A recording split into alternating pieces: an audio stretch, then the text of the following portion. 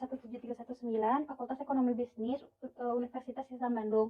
Pada kesempatan kali ini saya akan mempresentasikan hasil penelitian saya yang berjudul Analisis Perbandingan Risiko dan Tingkat Pengembalian Reksadana Pendapatan Tetap dan Reksadana Saham pada saat COVID-19. Sejak ditemukannya kasus COVID-19 pertama di Indonesia pada bulan Maret 2020 lalu, pemerintah Indonesia langsung mengambil langkah tegas untuk memberlakukan PSBB total di seluruh wilayah Indonesia.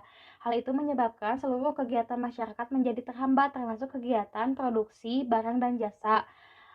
Akibatnya tidak sedikit pula usaha-usaha kecil yang mulai tutup karena tidak adanya konsumen, dan bahkan perusahaan besar pun mulai memphk karyawannya karena terjadinya penurunan profit perusahaan. Untuk menghadapi masa seperti saat ini, masyarakat seharusnya lebih cermat dalam mengelola aset atau modal yang dimiliki agar keuangannya tetap stabil meskipun dalam keadaan darurat sekalipun. Untuk menjaga kestabilitas keuangan, masyarakat dapat menginvestasikan aset atau modalnya pada berbagai macam investasi. Di masa pandemi COVID-19 ini, reksadana dinilai sebagai alternatif investasi yang relatif aman dan menguntungkan. Menurut Undang-Undang Nomor 8 Tahun 1995 tentang Pasar Modal, reksadana merupakan wadah yang dipergunakan untuk menghimpun dana dari para pemodal untuk kemudian diinvestasikan pada portofolio efek oleh manajer investasi.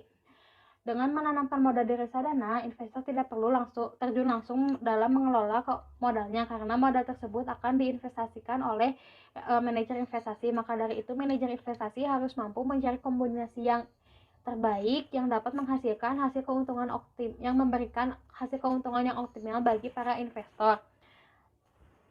Sebelum berinvestasi, investor biasanya akan memperhatikan aset under manajemen dan akan tertarik apabila aset under manajemen reksadana lebih tinggi. Sebagian investor menganggap bahwa jika banyak investor yang berinvestasi pada reksadana, berarti banyak investor yang percaya pada reksadana dan manajer investasinya. Jika dilihat dari grafik ini, aset under manajemen reksadana menjadi yang paling tinggi dibandingkan dengan instrumen investasi lainnya. Selain memperhatikan aset under manajemen, investor juga akan memperhatikan nilai aktiva bersih bulanan reksadana. Nilai aktiva bersih merupakan harga dari reksadana. Semakin tinggi nilai aktiva bersih reksadananya, semakin bagus pula kinerja reksadananya.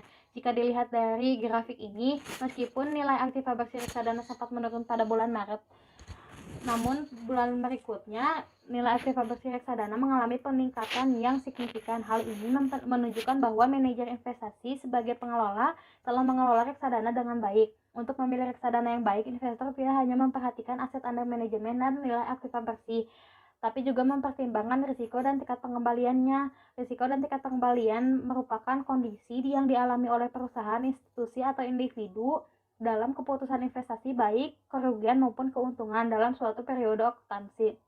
Dalam dunia investasi dikenal adanya hubungan yang kuat antara risiko dan tingkat pengembalian, yaitu jika risiko yang diterima tinggi, maka tingkat pengembaliannya pun tinggi, begitupun sebaliknya.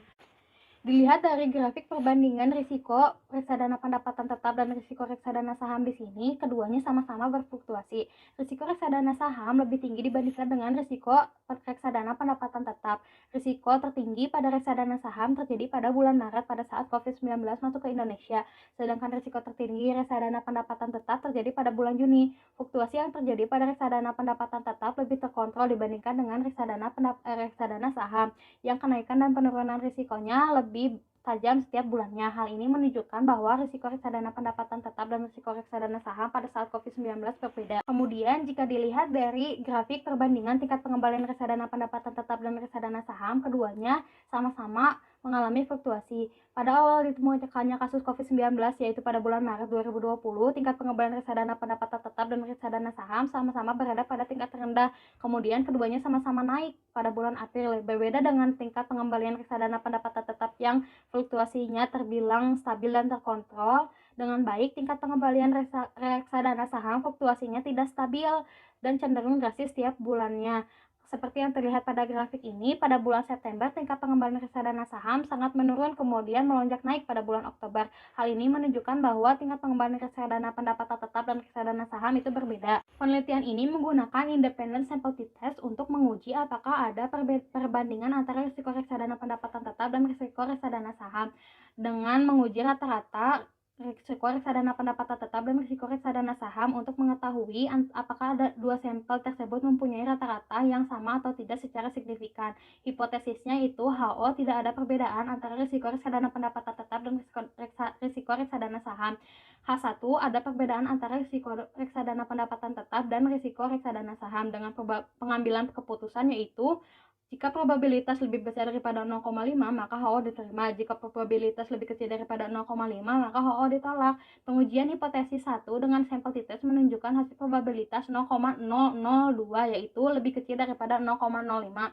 Maka HO ditolak. Artinya risiko reksadana pendapatan tetap dan risiko reksadana saham berbeda. Kemudian pada hasil hipotesis 2 yaitu pada tingkat pengembalian reksadana pendapatan tetap dan reksadana saham mendapatkan hasil mendapatkan hasil probabilitas 0,08 yaitu lebih kecil daripada 0,05 artinya HO ditolak.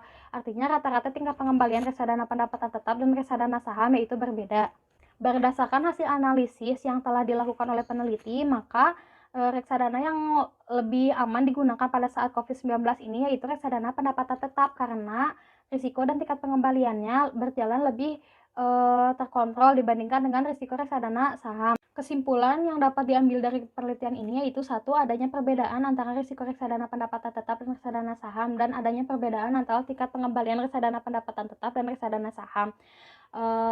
Kemudian reksadana yang cocok untuk berinvestasi pada saat COVID-19 ini merupakan reksadana pendapatan tetap karena risiko dan tingkat pengembaliannya cenderung lebih stabil dibandingkan dengan risiko reksadana saham.